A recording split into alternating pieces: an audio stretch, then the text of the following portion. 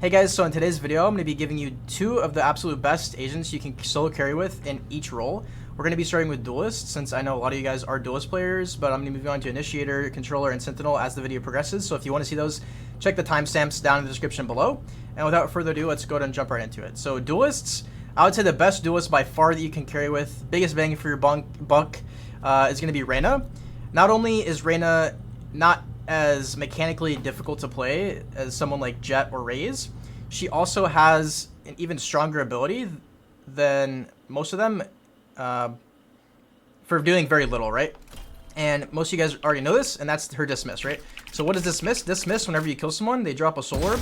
You can hit E to dismiss back to cover, take another fight, do it again, and you can do this twice per round unless you have ult. If you have your ult, you can do this as many times as you want.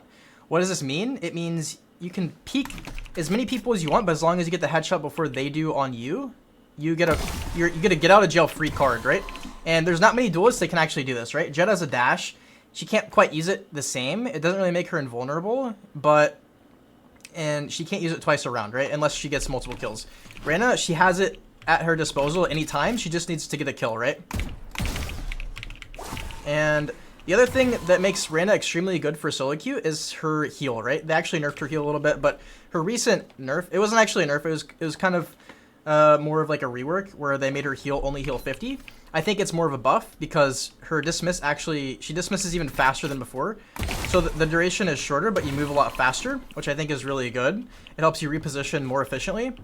But yeah, guys, you can heal whenever you take damage. It's going to be really, really huge for you. If you're down, you take a fight, you win the 1v1, but you're at like 50 HP, so you heal, you're back up to 100 HP. Really big deal. But yeah, guys, let's go and move on to the next duelist character that we want to be playing. I want to keep this video moving. So we're going to go to ISO. ISO, in my opinion, is probably the next best character you can play. Hey guys, if you're a duelist player and you want some game-changing, absolutely rank-improving information, check out my Patreon link down in the description below. And I have $5 Valorant courses, including a mentality course that will absolutely change how you perceive things that happen to you in Valorant, and an aim training course, which can help you improve your aim drastically, and I can almost guarantee you'll improve, if not rank up, one or multiple times. Enjoy the video. Again, guys, you can play whatever duelist you want. There's Jett, Neon, Phoenix, Raze. The thing about Jett and Raze is that there's also the thing about Jett and Raze, they're mechanically a little more challenging to play than ISO and Reyna. And ISO and Reyna are much more broken in many ways. As you start to progress in ranks, there are going to be more and more benefits to playing the more mechanically challenging agents like Jett and Raze, because Reyna and ISO, well, mainly Reyna, will kind of start to fall off. Not entirely, but like you'll very rarely see Reyna in like pro play because, you know, she just doesn't provide much util, but that doesn't mean that she can't be an absolute monster in comp games, and that's what this video is all about, right? Most of you guys watching are not pro players. I know for a fact probably none of you guys are actually pro players, no offense. I'm not a pro player, right? So anyways, ISO, why is ISO so strong? It's a shield, right? His shield, what does the shield do? It gives you activate it, it makes a sound, but in exchange for the sound it makes, you get a free shield that can prevent a headshot from you, and in turn give you even more time to win a fight, right? So if someone shoots you right in the head, it's gonna take a second for your shield to kind of wear off, meaning you have extra time to kill them before they would have actually already killed you. So it's sort of similar to Reyna's invincibility in some ways, where it just kind of gives you this like extra time to get a kill, and it's extremely powerful, right? On top of that, you can ult after you pop your shield, and you have a very strong 1v1 opportunity here, and you can learn how to kind of play around these walls more efficiently. But that's a really, really you know, balanced balance in your favor 1v1, where you should just make the game or the round 5v4 straight away, right? So moving on, you also have this vulnerable ability, which is going to basically make people take more damage like this, right? And you can combo this with all of your teammates. It's really good. It's hard to go wrong with, and that's why ISO is really strong. It's mainly because of his shield. Make sure you're using it, and whenever you enter, make sure you go quick. Alright guys, so now we're going to be moving on to initiators, because just want to do that next. So I would say number one right now is going to be Gecko. Gecko is so strong on most maps. There are some maps where someone, for example, like Sova would be better, but I would say Gecko is by far right now probably the strongest duelist, but initiator, but we'll explain another one that you can also play next. Okay, so why is Gecko so strong? Gecko is so strong because you can throw a flash. Okay, it flashes everyone that it sees. You can grab it instantly. And you can't see it because I have infinite abilities on here. Maybe I can go ahead and turn that off. Okay, I can't turn that off. Basically, every time you pick up the flash or your abilities, you can use it 10 seconds later. Meaning in one round, you can use it up to like 6 or 7 times, which is absolutely ridiculous. You flash to entry, you wait for it to flash them, you get a kill, you pick it up, and then 10 seconds later, after you plant the spike, you flash again, you get another kill. The problem is most of you who play Gecko are probably not throwing as many flashes as you realize you could. And this is the reason why that differentiates Gecko from other initiators, is because he can flash so many times. You know, Breach, whenever he first came out, could flash 3 times. Now he only has 2 flashes. Gecko can flash. It's not uncommon to see a good Gecko flash like 3 or 4 times in a round. It's crazy. And so what this means is you really want to make sure that you're not throwing your flash like over somewhere where you can't pick it up. You'll see a lot of Geckos throw a flash like straight up over something, and then it'll fall right back down on top of them so they can pick it up. So this is something you kind of practice. It still flashes, right? As long as the enemy's seeing it. You pick it up, you throw it again for, you know, if you're entering or if you're just holding something, it's really good for info. This is mainly why Gecko is really strong. His other abilities are also really strong. Make sure you're using the wingman to plant. Make sure you're using the wingman appropriately. But mainly it's just going to be this flash. His ult's also really great. Anyways, guys, moving on. The second best initiator I would highly recommend is just Sova. I mean, Sova's a little harder. But if you guys can get good with him, you'll also start to understand which maps he's best on. So like which maps are not great for Gecko. For example, you have Breeze, which is not currently in the competitive rotation. You have Icebox, which Sova is extremely good on. Gecko is not quite as good on, but you can still play Gecko if you want there. And you'll kind of get a sense as to like what maps. Generally like smaller maps like Sunset, Split, Bind. Gecko is really great for those maps, and Sova is still can still be really great, but Gecko is probably just a slight edge right now just because of how strong his flashes and his ult can be. But Sova, what's so strong about Sova is his drone and his dart. You know, this utility, this utility that provides vision or that gives you information about the enemy locations and you can scan them is extremely strong, right? So you dart or you're droning into a site, you clear all the corners for your team. If your drone dies, it's no problem. And it's kind of like a 6th life, right? It's also, you can also think of it like Sky Dog if you want to play Sky. The reason Sova's just a bit better than Sky, in my opinion, is because he has this dart that you can do some really crazy things with. And I'm not going to pretend like I have crazy lineups or anything. I'm also not going to pretend like you need crazy lineups to be good at Sova. You don't. So, you know, you can get really good darts, both defensive and offensive, to help you scout out the enemies and understand when and where they're pushing. Help your team also kind of locate the enemies. And it really just helps you guys adapt as a team, right, to how the enemies are currently playing and what they're going to do next. You also have shock darts to help delay. Whenever they're pushing, you can do a lot of damage. If you kind of use audio cues and you're like, oh, they're pushing here, let's shoot right here at the ground. You hit them. If they land right in the center of it, then it's going to do 75 damage. If there's 2 people there, it's going to do a lot of damage. You can really chunk people early on before you even see them, which can be really frustrating for them. But it can also be used on the spike. So Sova is really, really versatile, really strong, probably second best, if not the best initiator currently.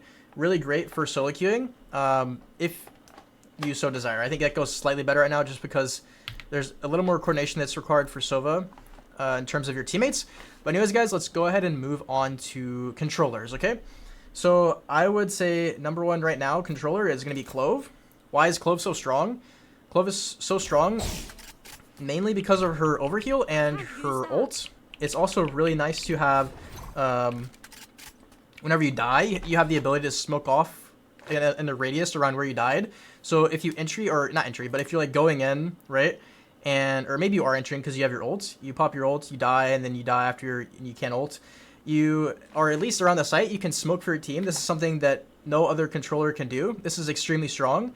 It's also extremely strong to have her ult to respawn, fight, and get that 6v5, right? Even if you die again, it's helping your team potentially trade off of you, and a lot of times you are actually going to be able to get the kill. So it really does make a huge difference in terms of swaying the fight. And, you know, if this is like a 1v1 situation or 2v1 whenever the spike is planned, you're just trying to waste time. This is a great time waster ability, and I think it's hard to go wrong with Clove right now, to be honest. She also has a vulnerable But also, whenever you're using overheal, you get a speed boost. It's not just overheal. Make sure that you're fighting whenever you get this, because you can see in the bottom left, it doesn't last forever like Reyna's does. So like, say you're 1 HP and you use this, you really want to get the overheal and then fight. Like if you're 1 HP, you really want to fight while you have the overheal. Because I see a lot of cloves basically pop this when they're really low HP.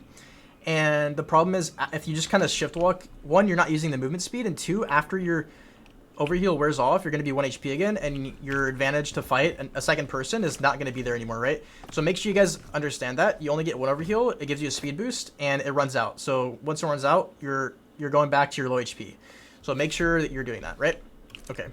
Anyways, guys, moving on to the next controller. We have some options here. I'm honestly not entirely sure what's best. I think it is a little map dependent. I think Astra's sleeper is super strong. Like, what you can do with her pulls on certain maps, like Haven, for example, or just really any map, like you can pull stun. A really good Astra player is very, very broken. I'm actually going to go with her. There's a lot of options here. You have Brim, Omen. I think Harbor is kind of trash still. So I'm gonna go with Astra. There's also Viper, but Viper's not in every map kind of deal. So I need to stop. It's not letting me smoke. Interesting. Oh, never mind. Okay, I'm just not an Astra player, I guess. I'm sorry, I'm washed. So the main thing about Astra is you can put these stars down on top of the spike, and enemies basically have to respect it. If your enemy sees this on the spike, they know you're either gonna stun or pull them. Mainly you want to do a pull unless you don't have it, because you can just pull them off the spike and stop the spike plant. What this does is it delays time where you know you don't need to peek. Now, the problem with this is your teammates don't really care if you're going to pull a lot of times, especially if you're in lower ranks. And if you pull, they're still going to peek, no matter how many times you tell them don't peek, right? But this is a really strong character for a lot of reasons. She isn't as good as she used to be because she has less charges over certain abilities, but she's still very strong, and I would highly recommend you guys pick her up if you want to try something new with very large skill ceiling. Alright guys, so let's move on to the fourth and final role, which is Sentinel. So I'm gonna actually lump Cypher and Killjoy in one, just because I feel like they sort of do the same thing. Not entirely, but Killjoy ult's really strong. The util that Cypher can give you, or the information that Cypher's util can give the team, is just unmatched. The only difference between these two is that Cypher's util stays up across the entire map, so Cypher can put trips on B at the start of the round and then go play A if he wants to, and still have the knowledge that, like, okay guys, they're not actually pushed up B yet, right? Because my trips are still there. There's no way they can be around it unless someone like TP'd or updrafted over it, right? But you're gonna have someone playing B anyway. And if he puts his cages on his trips, if he plays properly, you're just getting free kills off the trips, right? The thing about Killjoy is she has a range to her utility, her alarm bot and her turret, but you can still do a lot of damage with her util, and especially with her ult is something that's quite a bit stronger than Cypher's ult. It's basically just a free sight, unless they have like a Sova ult or a breach stun or a breach aftershock to counter the Killjoy ult. So I would highly recommend one of these two. I like Cypher a lot. Cypher just clicks with my playstyle a little more. Guys, the last Sentinel I'm going to recommend is Chamber. Okay?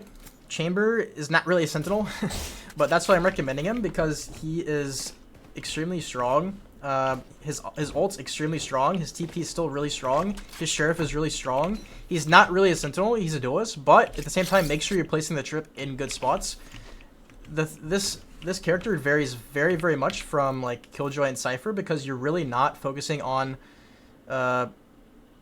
holding flank and like, you're playing much more like a duelist and trying to get kills from afar, because you have this is basically a Guardian. Okay guys, this is basically a Guardian. You should be putting a lot of your money into this gun. It's a very strong weapon. Make sure you're putting money into the Guardian, the Sheriff, and use your ult. It's extremely strong. It's much better than a normal up, or not much better, but slightly better. It scopes quicker. It shoots faster. You also have the TP, which allows you to get in and out of situations after taking a fight. Not quite as good as like Reyna Dismiss, but still really good. Like if you want to take an op shot and you're like coming out here like this, you pop that real quick, you're safe as long as you don't get insta headshot when they see you. But overall, definitely one of the more high carry potential Sentinels you can play, and I'd highly recommend giving him a chance if you are a Sentinel player. And I think it can help you kind of get a new understanding of like a different play style that you might not have ever considered possible, even in the Sentinel role. Again, guys, make sure you are placing good trips and not just neglecting to place good trips. Make sure you put just a little bit of thought in about each map that you're playing and where you should be tripping on defense and on attack. Yeah, guys, so if you have any questions about the video, let me know. If this was helpful, please leave a comment down below. If there's any agents I missed, let me know, and enjoy your day. Peace.